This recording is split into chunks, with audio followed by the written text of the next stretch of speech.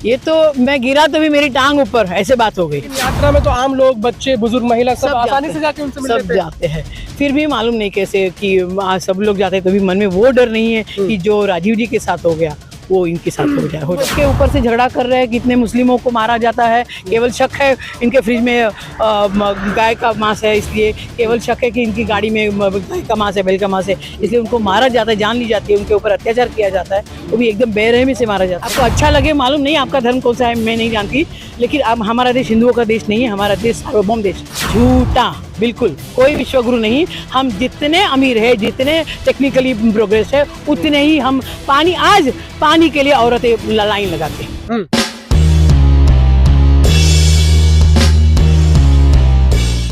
नमस्कार, मैं आपके साथ औरंगजेब चौधरी। इस वक्त मेरी मौजूदगी है आंध्र प्रदेश में। जिस तरीके से भारत जोड़ो यात्रा लगातार आगे बढ़ रही है, जिस तरीके से हम आपको तस्वीरें दिखा रहे हैं, महिलाएं, बुजुर्ग, सभी तरह के लोग इस यात्रा में आगे बढ़ रहे हैं।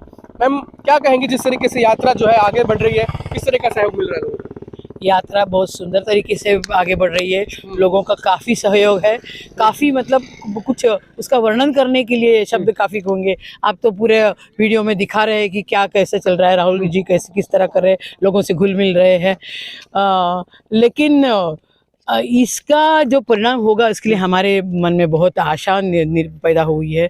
राहुल जी कुछ ना कुछ करके दिखाएंगे, और आज का जो दौर है, जिस तरह हमारे प्रधानमंत्री बात कर, जिस तरह हमारे अर्थमंत्री बात कर रहे हैं, वो सब देख के और लगता है कि राहुल गांधी जैसे व्यक्ति आके उनको कुछ ना कुछ उनका। कितनी उम्र होगी मैम आपकी? मेरी उम्र 67 है। आपकी उम्र 67 साल है, और आपको क्यों लगा कि भारत जोड़ो यात्रा में, इतनी लंबी यात्रा है, आपको राहुल गांधी के साथ चलना चाहिए?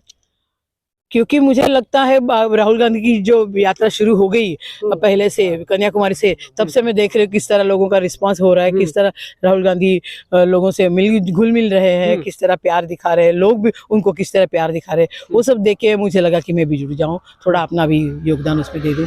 जिस तरीके से भारतीय जनता पार्टी के जो नेता हैं बयानबाजी कर रहे हैं, जिस तरीके से फाइनेंस मिनिस्टर हैं, उन्होंने बोला है कि जो रुपया है वो गिरा नहीं है, दूसरे देश का जो डॉलर है वो बढ़ रहा है। ये तो मैं गिरा तो भी मेरी टांग ऊपर, ऐसे बात हो गई। रुपया गिर रहा है वो सबको मालूम है, और रुपया गिरता इसलिए है कि डॉलर के हिसाब से रुपया गिरता है। डॉलर बढ़ने से, कम होने से रुपया नहीं गिरता। ये अर्थमंत्री को अगर हमारे देश को मालूम नहीं है, इससे बड़ा दुर्भाग्य हमारे देश का नहीं है। अर्थमंत्री अगर इस तरह की बात करते, हमारे प्रधानमंत्री भी बात करते हैं कि हमारे यहाँ पहले प्लास्टिक सर्जरी होती थी, हाथी का सर बच्चे को लगाएगा। हाथी का सर इंसान को भी नहीं लगा सकते, और ये बच्चे को लगाने की बात कर रहे हैं। हमारे यहाँ पुष्पक विमान होते थे, हेलीकॉप्टर भी थे, क्या क्या क्या क्या बोल रहे हैं। उनको जो मन में आता है, जो जी में आया बोल देते हैं, लेकिन वो सच है नहीं, सबको मालूम है। लोग हंसते हैं उनके ऊपर, उसके ऊपर फिर मीम्स निकालते हैं, क्या क्या क्या जोक्स निकलते हैं। उनको नहीं बोलना चाहिए, उनको ये समझना चाहिए। वो तो पप्पू राहुल गांधी को बताते हैं। बोलने दो ना, कुछ भी बोलने दो। बोलने से आप कुछ भी किसी को बोलो, बोलने से वो व्यक्ति नहीं बनता, वो व्यक्ति जो है वही रहता है। और राहुल गांधी जिनके बेटे हैं, जिनके बच्चे हैं, सोनिया गांधी और राजीव गांधी, उनको हमने देखा है। जिस तरह कभी कभी मन में थोड़ा सा शक भी आता है कि जिस तरह राहुल गांधी घुल मिल रहे हैं सबसे, राजीव गांधी तो कभी बोल रहे थे उस जमाने में कि शेक हैंड करते करते मेरे हाथों में सूजन आती है। तो राहुल गांधी की क्या तबीयत होती होगी, क्या उनकी हालत होती होगी, मुझे नहीं मालूम, वही जानते हैं। लेकिन मन में एक थोड़ा सा डर रहता है कि उनकी तबीयत तो बिगड़ तो नहीं जाएगी। कुछ सिक्योरिटी उनको काफ़ी है, कुछ उनके साथ कुछ और मतलब आपको ये डर रहता है कि यात्रा में जिस तरीके से खुला चल रहे हैं, कोई भी लोग उनसे आके मिल जाता है, कहीं कुछ गलत ना हो जाए। नहीं, ऐसा मुझे डर नहीं है, क्योंकि इतनी सिक्योरिटी है उनकी। मैं भी आज तीसरा दिन हो गया, मैं उनसे मिल नहीं सकी हूँ। मुझे मिलने के लिए भी बहुत सारी सिक्योरिटी से थ्रू जाना पड़ेगा, और एक तरह से वो अच्छी बात है, बहुत अच्छी बात है। तो वो डर नहीं है मुझे, खाली इतना डर है कि वो इतना चलते हैं। लेकिन यात्रा में तो आम लोग, बच्चे, बुजुर्ग, महिला सब आसानी से जाके उनसे मिल लेते हैं। जाते हैं, फिर भी मालूम नहीं कैसे कि सब लोग जाते हैं, तो भी मन में वो डर नहीं है कि जो राजीव जी के साथ हो गया वो इनके साथ हो जाएगा। खाली उनकी तबीयत सही रहे। और थोड़ा सा मैं थोड़ा कुछ साल पीछे जाऊंगी। 1980s में बाबा आमटे ने यही भारत जोड़ो यात्रा की थी। उन्होंने कश्मीर से कन्याकुमारी और अरुणाचल टू ओखा, खड़े भारत की और आड़े भारत की 2 यात्रा की थी। मैं अगर राहुल जी मिले तो मैं उनको भी सजेस्ट करूंगी कि आप कृपया ये भी और एक यात्रा करिए, ताकि पूरा भारत आप कवर कर सकेंगे। अच्छा, ये बताइए कि जिस तरीके से भारत जोड़ो यात्रा जो चल रही है, भारत को क्यों, मतलब जो कांग्रेस पार्टी जो लेके निकली है राहुल गांधी, क्या जरूरत पड़ गई है भारत जोड़ने की? क्या जरूरत पड़ी, देश के तो पूरे टुकड़े टुकड़े कर रहे ये लोग। क्या बोले, ये धर्मवादी लोग। और कौन है धर्मवादी लोग? यही लोग, बीजेपी के लोग। और धर्मवादी लोग हैं। हाँ, फिर क्या, धर्म के ऊपर से झगड़ा कर रहे हैं। कितने मुस्लिमों को मारा जाता है, केवल शक है इनके फ्रिज में गाय का मांस है, इसलिए केवल शक है कि इनकी गाड़ी में गाय का मांस है, बैल का मांस है, इसलिए उनको मारा जाता है, जान ली जाती है, उनके ऊपर अत्याचार किया जाता है, वो भी एकदम बेरहमी से मारा जाता है। जबकि ये कभी नहीं होना चाहिए। हमारा देश हिंदुओं का देश नहीं है। आपको अच्छा लगे, मालूम नहीं आपका धर्म कौन सा है, मैं नहीं जानती, लेकिन अब हमारा देश हिंदुओं का देश नहीं है, हमारा देश सार्वभौम देश है। इस देश में जैसे हमारा संविधान बना है, सर्व धर्म के लोग, सभी भाषाओं के लोग, सब जाति के लोग, सबको एक समान संधि मिलेगी। वो तो कहते हैं ना, जो हिंदू था दबाव में जीता था, लेकिन जब से सरकार बदली है सर उठा के जी रहा है। कोई सर उठा के, पहले सर झुका के हम नहीं रहते थे, हम ऐसे इसी तरह रहते थे हम आम आदमी। सर उठा के जीना मतलब क्या, दूसरों को सर नीचा करना मतलब सर उठाना होता है? बिल्कुल नहीं। ऐसे कोई बात नहीं थी कि हिंदुओं को सर झुका के जीना था या कोई मजबूरी थी। ऐसे हमारा देश जिस तरह जी रहा है, आम आदमी इसी तरह जी रहा है। लेकिन आम आदमी की जो तकलीफें है, शिक्षा, सेहत, उनके जो किसानों की जो हालत है, वो हालत अभी बिगड़ती जा रही है। जैसे डिमोनेटाइजेशन हुआ, जैसे भी जीएसटी आ गया, आम लोग, कितने लोगों ने उनके अपना जॉब खोए हैं।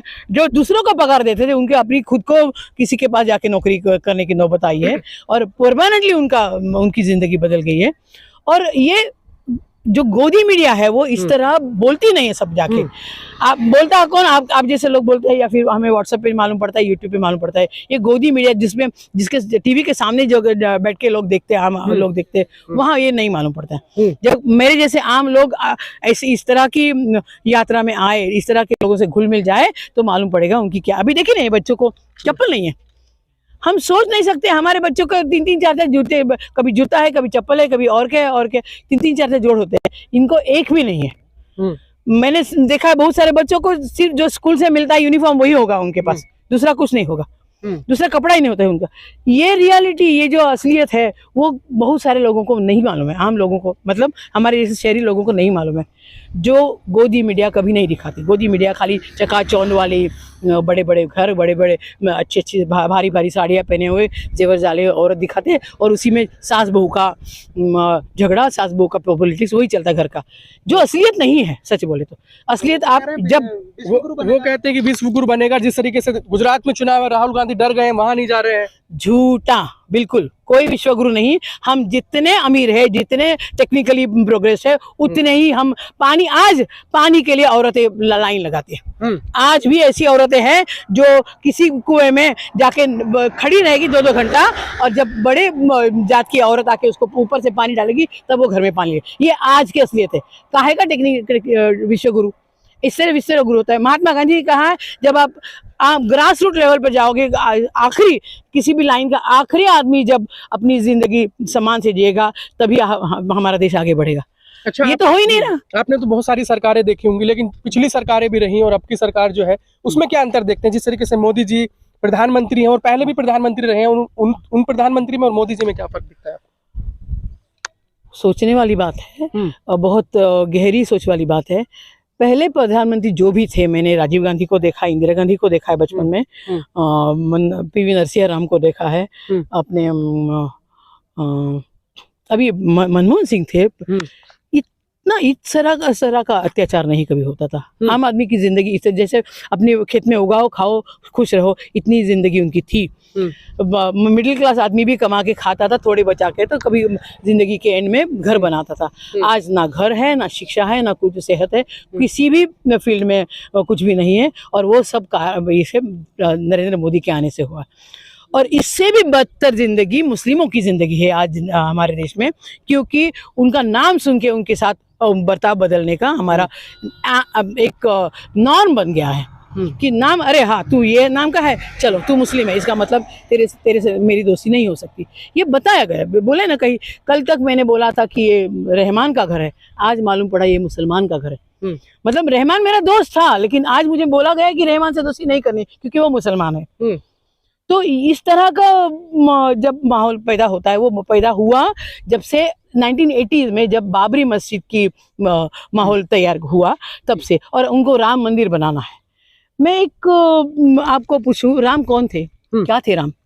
राम हमारे इतिहास का भाग नहीं थे, राम मिथोलॉजी थे, राम असल में नहीं थे।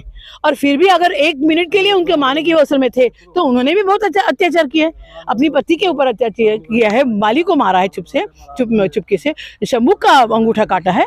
तो वो क्या है, इस राम का मंदिर आप बनाएंगे? मैं तो कभी नहीं जाऊंगी ऐसे मंदिर में। आपका नाम क्यों जाऊं? मेरा नाम माधुरी वारियत है।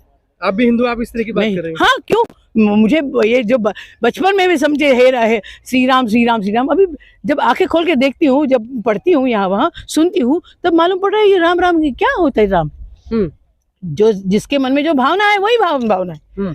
लेकिन मुझे मालूम है इतना, मेरे किसी भी इतिहास के पुस्तक में मुझे राम की कहानी नहीं मिली। हाँ मिली तो हम लोग जो कार्टून पढ़ते थे उसमें मिली, यहाँ मिली, किसी भी इतिहास, क्योंकि राम इतिहास है नहीं। जो राम बाबरी मस्जिद और राम मंदिर के जो चल रहा है, वो जो भी हो इतिहास में कितने भी साल पहले हो, वो आज उसका रेलेवेंस कोई भी नहीं है। और मैंने तो सुना है कि सबसे पहले सबसे बड़े राम के भक्त कौन थे मालूम है आपको? तो संत तुलसीदास।